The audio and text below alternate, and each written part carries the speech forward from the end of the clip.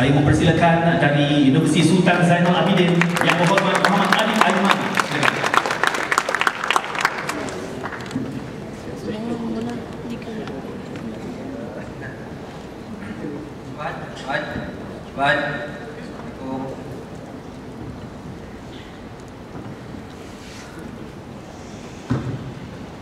Bismillahirrahmanirrahim. Terima kasih kepada Ketua Rakan Kerajaan, Pembangkang, keluarga Dewan Perkhidmatan.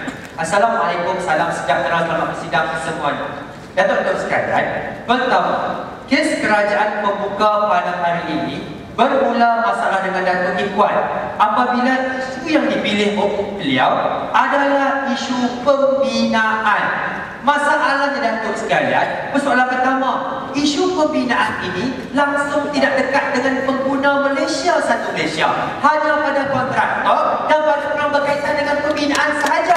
Kenapa isu pembinaan dipilih oleh mereka?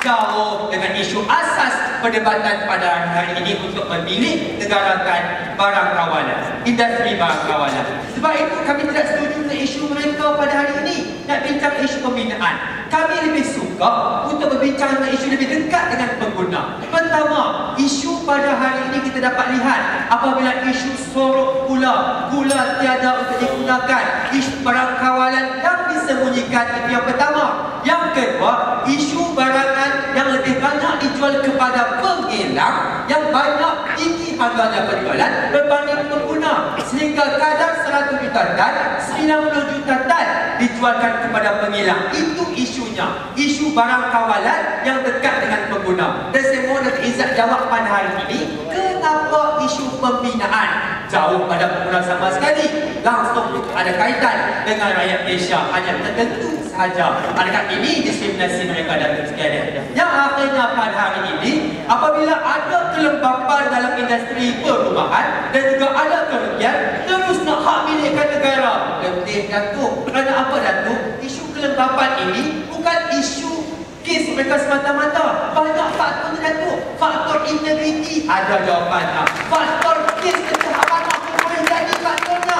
Kenapa ini yang diambil oleh Datuk Ikhwan? Saya bertanya-tanya isu ini sungguh tidak relevan. Tapi saya mesti menjawab Datuk walaupun tidak relevan. Saya akan tunjukkan kepada anda apabila pada hari ini kesan kebaikan sistem penswastaan tidak kita boleh jadi milikkan kerajaan. Kerana apa? Kita belajar pada sejarah terdahulu.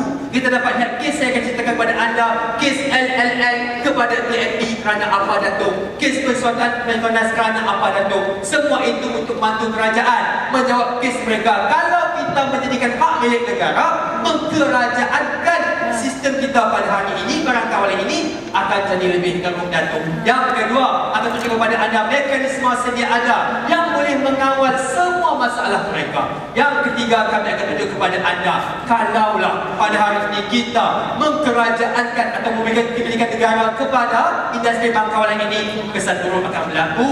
Datuk Ikhwan, saya nak tanyalah, siapa yang tentukan dekat ataupun jauh sesuatu isu dengan pengguna? Dan isu pemilikan rumah ini adalah isu yang dekat dengan rakyat kita. Dan saya nak tanya, kalau betul isu gula itu penting dan hari ini tidak ada kejelasan harga, berapa harga gula semasa dalam satu unit? itu masalah Datuk.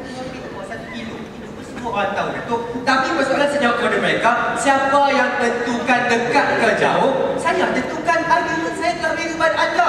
Jauhnya kes mereka pada hari ini, kumpulan tertentu saya terlibat dalam kes mereka. Tapi dekatnya kes kami pada hari ini, satu rakyat Malaysia semua punya gula Datuk, tapi satu rakyat Malaysia tak terlibat dalam kes simen mereka. Itu kes jauh dekatnya argument saya kepada anda. Datuk sekalian, saya beri kepada anda kes kami. Kes kami akan tunjuk kepada anda kepentingan dasar penswastaan, di mana apabila kita swastakan daripada kerajaan dahulu, apakah kelebihannya kepada anda sekalian semua? Datuk Aziz, sabar tau. Pada hari ini kita dapat lihat apakah kesnya apabila objektif dasar penswastaan 1983 mengurangkan beban kewangan kerajaan.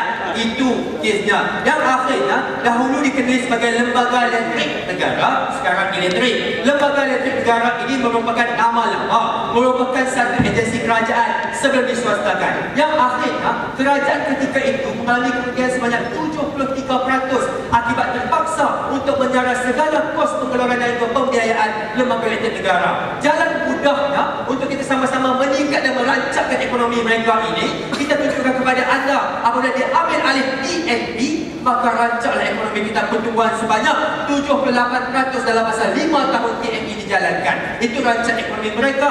Yang kedua pada hari ini, kekuatan dasar penswastaan ini kepada anda, saya tunjukkan kepada anda apabila Petronas menjadi punca rezeki utama Malaysia pada hari ini selepas diswastakan. Bagaimana kes ini boleh menjawab kes mereka? Mereka nak tunjukkan kepada kita kenapa kita perlukan barang kawalan ini dan ini dikerajaankan supaya meningkatkan ekonomi negara. Tapi saya tunjukkan kepada anda, dulu banyak benda kita kerajaan Datuk, tapi akhirnya disebabkan bebanan kerajaan banyak dari tanggung, banyak subsidi diberikan yang akhirnya kita tidak mampu Datuk. Itu kes kami, kemampuan apabila kita menjadikan hak milik kerajaan negara. Itu saja yang pertama Datuk Hazri. Setuju ataupun tidak dalam isu gula, tepung dan sebagainya, kerana penswastaan inilah yang menyebabkan bebanan kepada rakyat?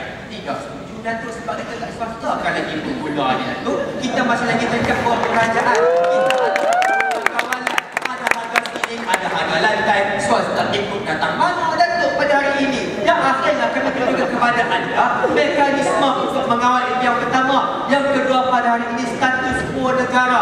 Apa isunya Datuk? Saya nak cerita kepada anda isunya. Kenapa kami tidak mahu anda semua untuk meletakkan industri barang kawalan ini sebagai perkara untuk hak milik kerajaan? Kerana apa Datuk? Kita melihat pada hari ini itu bukan isunya. Isu diselesaikan untuk menjawab masalah ini apabila pengilang pada hari ini sanggup untuk menawarkan harga lebih tinggi daripada pengguna. Yang akhirnya pada hari ini Datuk, kita melihat pengilang memonopoli harga gula dan juga monopoli semua barangan yang akhirnya short gula kepada kita gadget dan dipertua. Dan akhirnya ini yang perlu kita tanya, ini perlu kita bincangkan Datuk Hazri, bukan isu simek anda yang dibawa oleh yang pertama. Dan konklusi kes pada hari ini Datuk, saya telah membuat penilaian kes kerajaan membuka. Mereka gagal menunjukkan isu sebenar, isu barangan kawalan yang dekat dengan hati pengguna, yang ada kes sorok gula, kes penipuan dan sebagainya. Tapi isu simek mereka ini yang dibawakan pada Dewan tidak ada relevansi langsung. Kalau ada berkaitan pun ujung-ujungnya Datuk hanya setengah penduduk saja yang terlibat. Yang akhirnya kita percayalah, janganlah kita untuk memilikikan negara tentang industri barang kawalan. Sebab ada kata kalau kita tetap harga, bukan saja pengguna yang merana, semua penjual, pembeli, pemegang, pemohon dan sebagainya semua turut merana. Akan ditindak oleh Dr. Hifah. Mohon pada anda semua membangkang pada hari ini. Terima kasih. Assalamualaikum.